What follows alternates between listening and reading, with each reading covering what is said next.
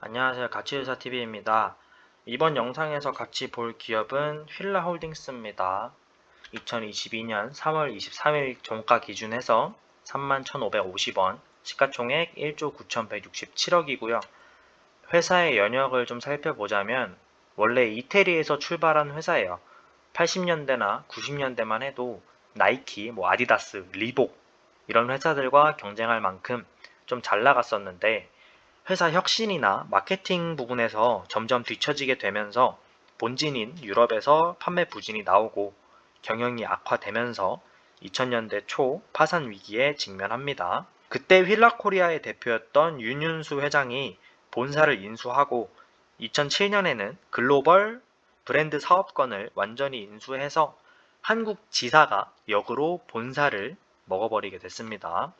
이 윤윤수 회장이 30세에 한진해운에 입사해서 화승에 이사를 거쳐 휠라코리아 CEO를 맡았고 지금은 휠라 회장의 자리에 앉아 있죠.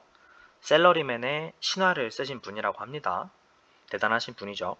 이 윤윤수 회장이 최대 주주로 있는 피에몬테라는 회사가 휠라홀딩스의 최대 주주로 있습니다.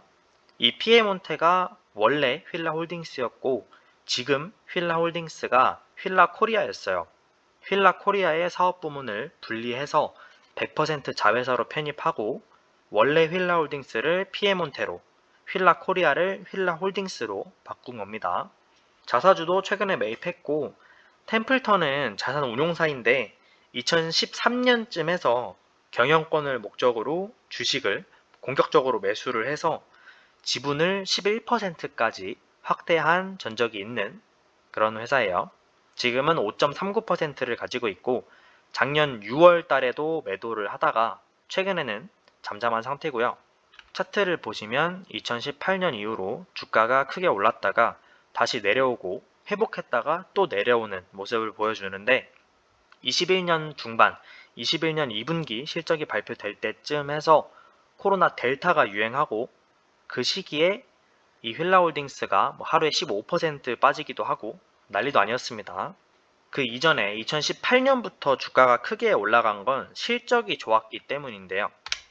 매출액도 증가를 했고 저 지배주주 순이익이 EPS에 반영되는 회사의 실제 이익인데 624억에서 1435억, 2668억으로 크게 증가했기 때문에 상승이 나온 것으로 판단하고 있습니다.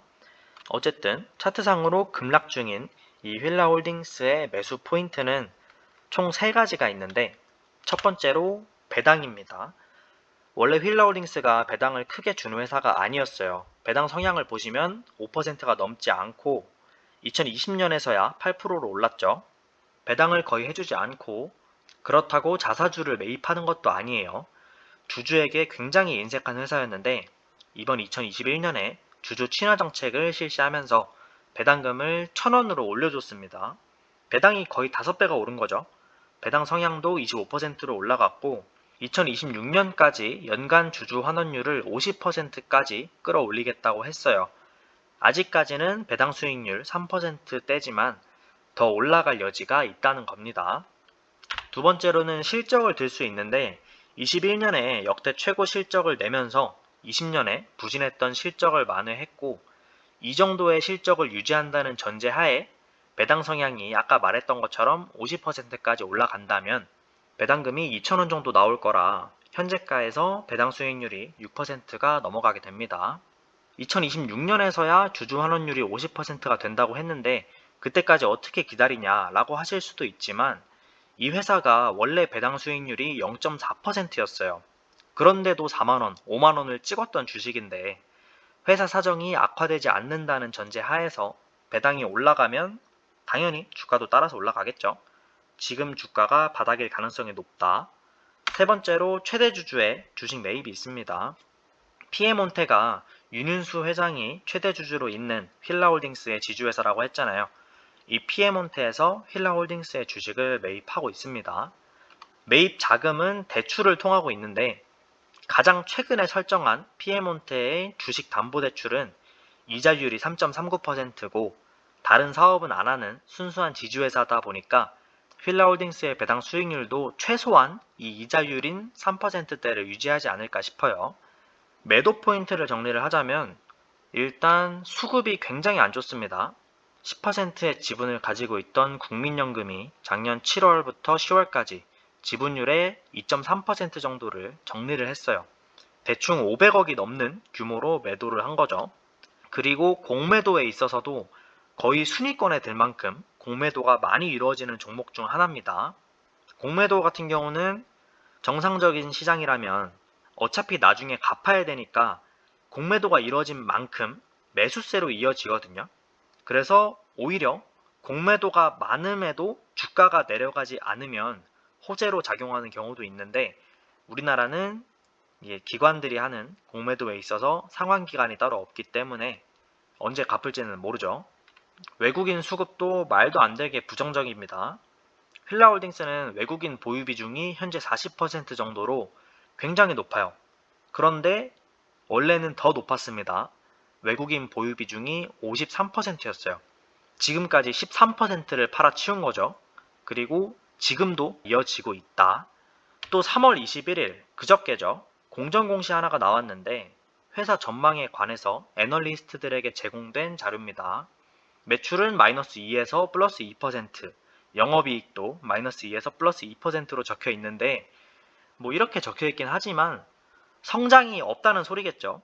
그리고 보통 전망이라는 게 좀 긍정적으로 보는 감이 있잖아요. 그걸 감안하면 실적이 좀 후퇴할 가능성도 있다. 이렇게 보시면 될 것 같습니다. 정리를 해보자면 매수 포인트는 주주 친화 정책, 실적 대비 저평가인 점, 최대 주주의 지분 확대를 들 수 있겠고 매도 포인트는 수급이 안 좋은 점, 대량의 공매도가 이루어지고 있는 점, 그리고 성장성이 제한된 점입니다. 제 생각에는 사실 이 수급 같은 경우는 분할 매수로 대응을 하면 어느 정도 무시할 수 있거든요. 그리고 이 제한된 성장성 같은 점도 실적이 지금부터 전혀 성장을 하지 않는다고 해도 주주 친화 정책을 펴기 때문에 지금 수준에서 배당 성향이 50%까지 올라가면 배당금이 2,000원이에요. 2,000원이면 배당 수익률 5% 선까지만 올라도 4만원이거든요. 그 사이에 나오는 배당금도 다 챙기고 최종적으로 이익까지 볼 수 있다라고 하면 리스크가 거의 없는 거죠. 기간을 좀 길게 잡고 분할 매수를 하면 손해볼 일은 크게 없을 것 같습니다. 리스크라고 하면 실적이 박살나는 경우를 들 수 있겠는데 그런 경우에도 이 피에몬테가 이미 대출을 받아놨기 때문에 이자를 내기 위해서라도 배당금 자체는 유지하지 않을까 싶어요. 은행 이자율이나 물가 성장률보다 높은 배당금을 받으면서 그냥 오를 때까지 존버하는 게 가능한 주식이라는 소리겠죠. 그러면 이번 영상은 여기까지 보고요. 시청해주셔서 감사합니다.